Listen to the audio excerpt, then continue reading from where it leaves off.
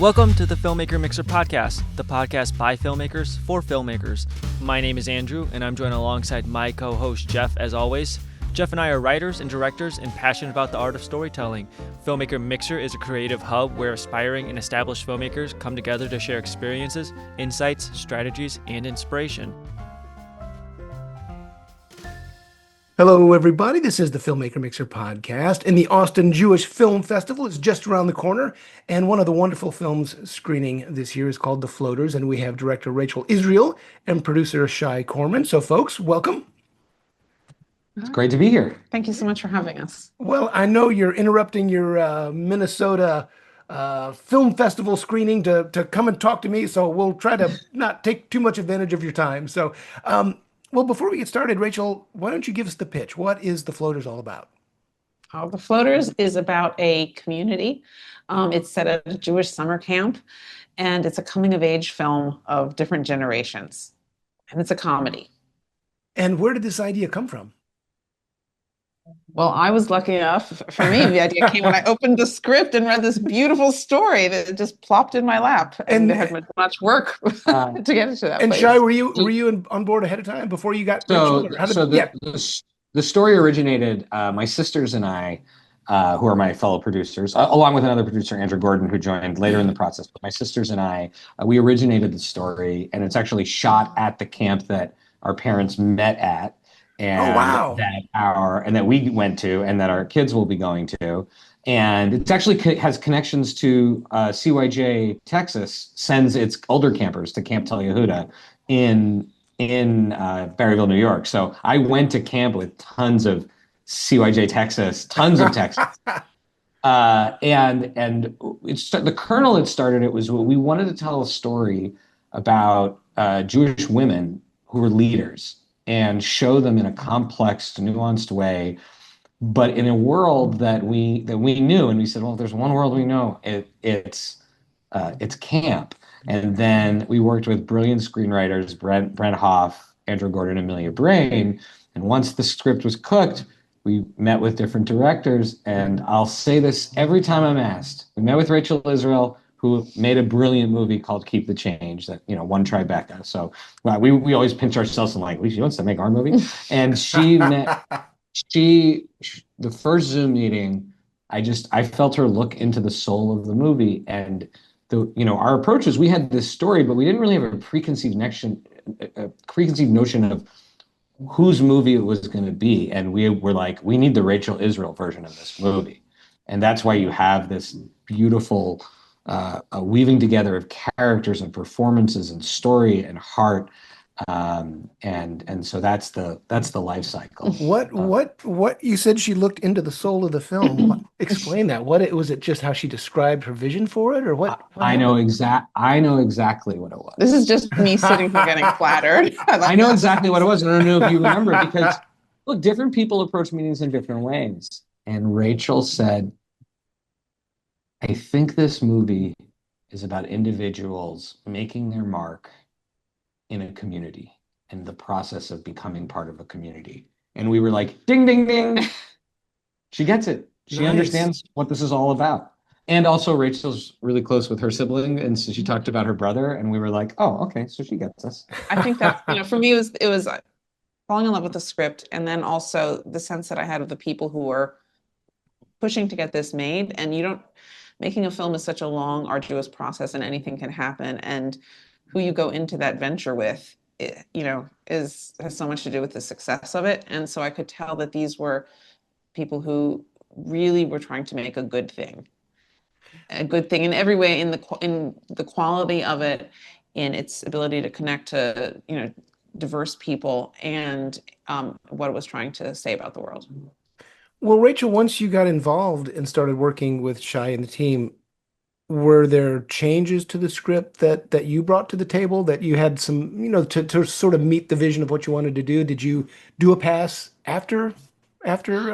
I had a time of giving. I think that my kind of first work was we worked through some notes that I had on the script. But then, a film so slowly evolves. It's like a mosaic of changes, and those changes are usually conversations, and someone asks an interesting question you didn't know the answer to, and so it's all just like little chipping work with a lot of people's voices coming in to make that happen. So Right. yes, and it's hard for me to trace exactly what it was because it was a conversation with this actor or something that a production designer cracked open or yeah. Can I key up a great Yeah. story, though, a story that I love? So one of the things that, and everybody contributed to this, are all the writers, Rachel, but then the thing that the last piece, the last was there's a scene in the movie at the end that is the big emotional confrontation, not the end, but in the last act between Nomi and Mare, between the brilliant Jackie Tohn and the brilliant Sarah Podemski. And this was this fight between two friends. And we all deeply believed this had to be a real fight that two friends would really have, not some, sort of cliche kind of conversation. And we knew as we were leading up to this, there was always a conversation, we gotta get it just right. We gotta get it just right. And the last ingredient, everyone put their piece in, but the last ingredient was the way Rachel works with actors, brought it over the finish line. And then I just feel like Rachel should tell the story. I've heard the actors tell all of us tell the story, but if I have Rachel, she's got to tell it. No, that's a great producer. You cue it up and then you pass it off to the talent. Well, I'm also a podcast host. So yeah, Rachel, tell us. Yeah, so Jackie, this was actually the scene I was most looking forward to direct when people would ask me. It's just like I love a fight scene. And I love because you can tell when they go, I love finding the humor in a fight because the humor and the love in finding that in a fight and how people become so specific under pressure and crack in ways that only that character would crack. I just love it. So this was the scene I was most looking forward to direct, and Jackie and Sarah are masters. And they came to me, I guess, a few days before we were to begin. They're like, the scene, it's good, but we're not yet hurting each other enough. So we met and we talked, and it's like, yeah, like also a lot, directing is sort of like directing two boxers on both sides and getting them to hurt each other. So I was all in for that. So yeah. And yeah, they found things that were really, really hurtful to say to each other. And I wasn't in the room for that because I think I was fixing the Wi-Fi. The camp, there was a lot of like DIY stuff going on. We all lived at the camp to make the movie. I think I was fixing the Wi-Fi that day, but I remember running into, I think it was Lily, my sister Lily, who was like, I was like, so how did it go? And she was like, they nailed it. She's like, you're when you see it, it's gonna blow you away. It's everything, it's beyond what we imagined it could be. And that scene still gets me every time. Yeah. Interesting. Well, Shai, I want to pivot over to you for a second. Producing is wearing a lot of hats. You have to do so many things, and there are producers that are totally hands-on. There are executive producers who help find the money and so forth. Obviously, this was an idea you were shepherding, so sounds like you were all hands on deck. So I'm curious, as a producer, when you have to do so much work to get these jobs done, what kind of stories are you drawn to typically? Okay, so for the movies that I think, so the physical, the mental and emotional work that involves making a movie is so complex and intense that I actually think it added years to my life because I learned so much every day. I was like, I haven't learned this much in years. This is incredible. And I just felt like so alive through that process. But to do it at that level where we are the hands-on producers, my sister and I, those are stories where we feel like what we're bringing to the table, because for those, we executive produce films that are not ours, not our originated stories, but for the ones where we produce and we originate, we really want to feel like it's a story that we can be the ones shepherding, that we feel like we're the right ones to do it, that we feel like we can add something. It's not, we don't reverse engineer and be like, let's make a cool meet cute movie. That's cool. I love them. My sister Lily watches them all the time.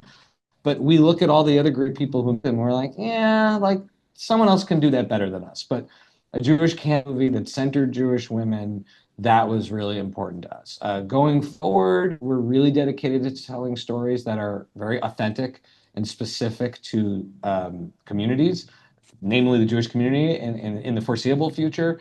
We're hugely inspired by these are not Jewish projects, but a TV show like Reservation Dogs, which Sarah Podensky was also on, where people just commit to being specific about the world, and then that makes it so universal. So I think that's always something for us.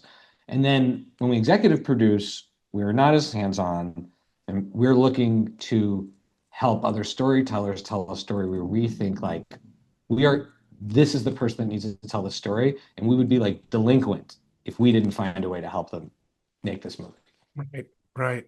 And Rachel, what about you? What kind of stories are you drawn to?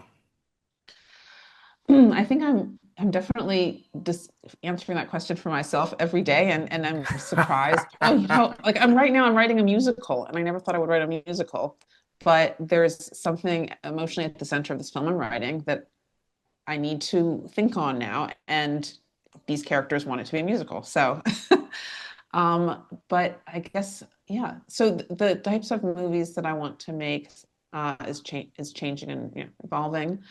Um, I think I've tended to connect to films where there's an element of outsiderness to the characters, where they don't quite fit in.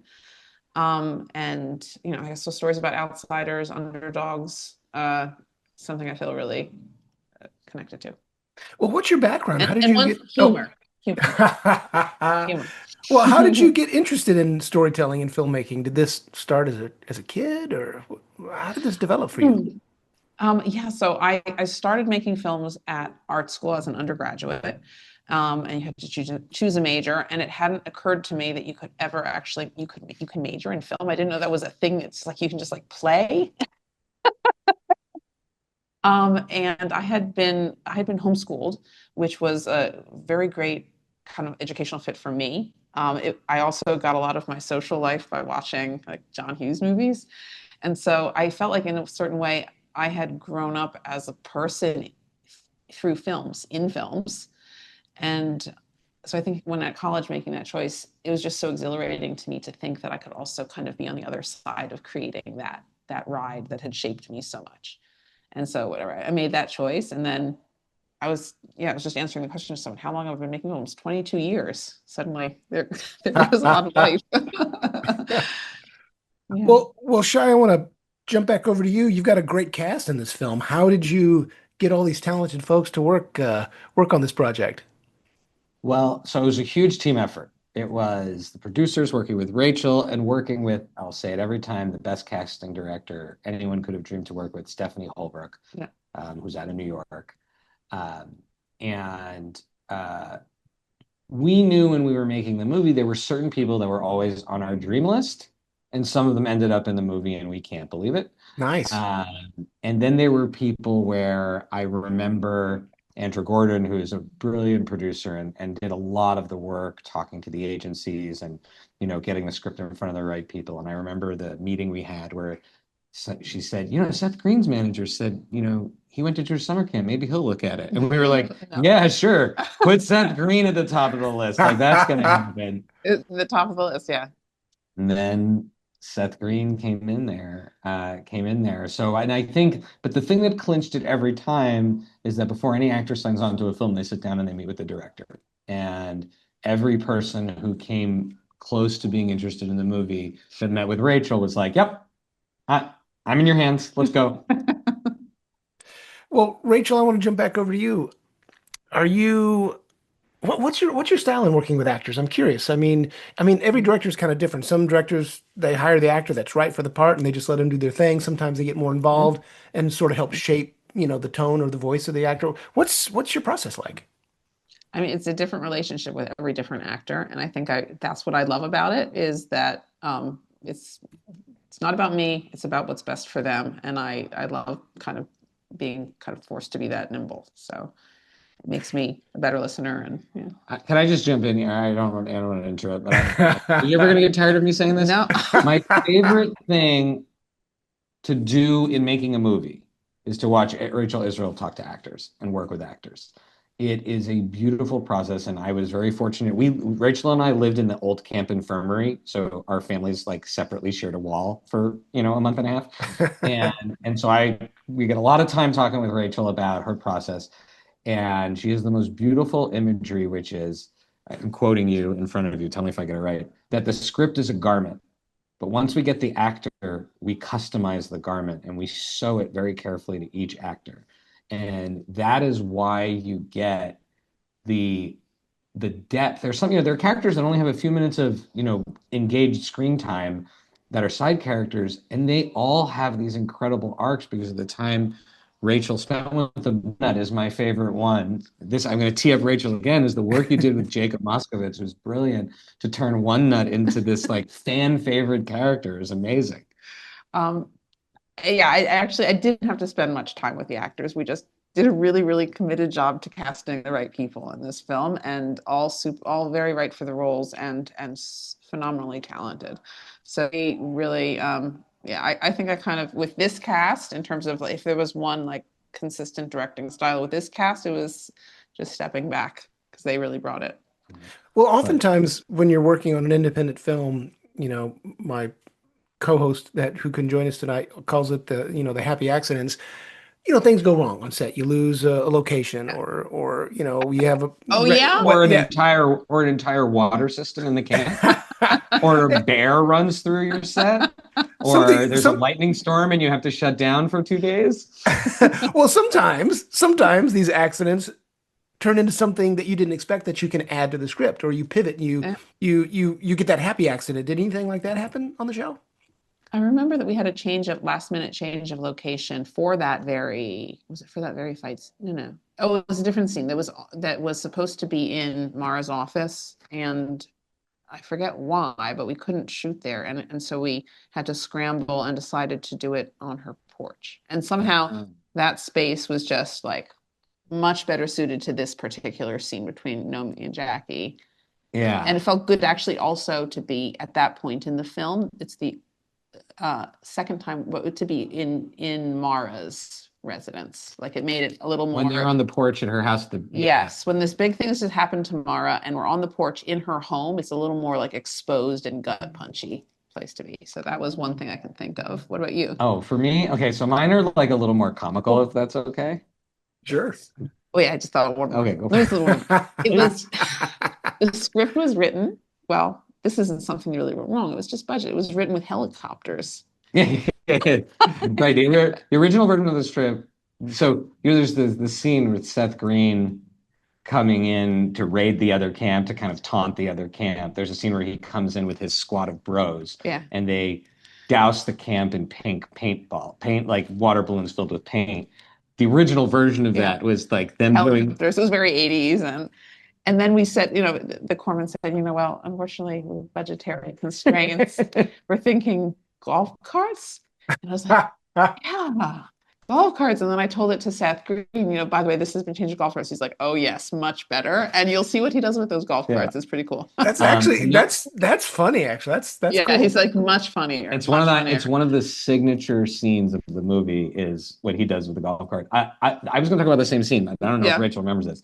There was a lot of conversation because they had to do this raid where they're going to douse the camp with paintballs, and originally it was also written as paintball guns, and there was a lot of conversation of like, is it going to be safe? Can we do this? Paintball guns are mess. So we had an armorer come and we work with them, and we said, okay, well, we're going to do the test today, and we went out behind the bunk I slept in 1995, which is a white vinyl wall. And they stood about 100 feet back and they shot what was supposed to be an orange paintball gun. And not only was the paint not bright enough to be on screen, so that was like X number one. Number two, it pierced the vinyl and went right through and hit the bunk. And I was like, the AD and I looked at each other and we were like, nope, not using paintball guns. What do you think of water balloons filled with paint? And I think that turned out to be so much more colorful and also a little more playful, because something that I think is true about the movie is all of our villains, they're also all part of the community. They're also respectful in their own way. Yeah. It would have been, tipped it a little too aggressive. Yeah. Well, water balloons brings sort of a ridiculousness to it. That's fun and playful. Yes, and also That's yeah, funny. exactly the ridiculousness because they're totally badass.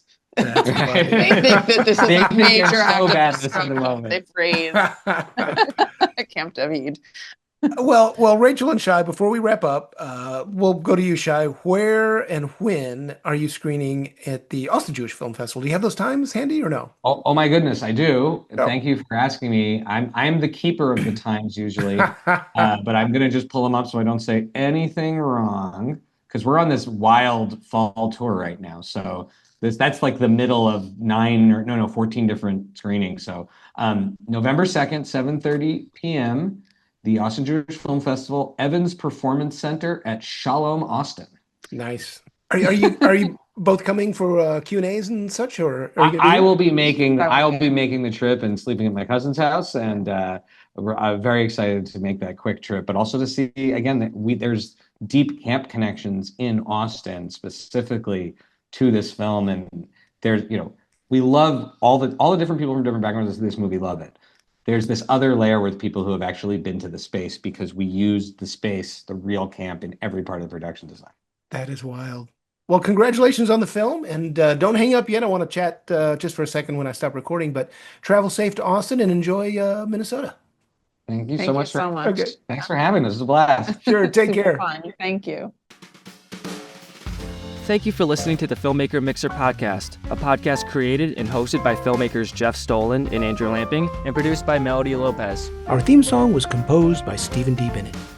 Make sure to follow or subscribe on whatever platform you're listening to us on, and stay tuned for future episodes.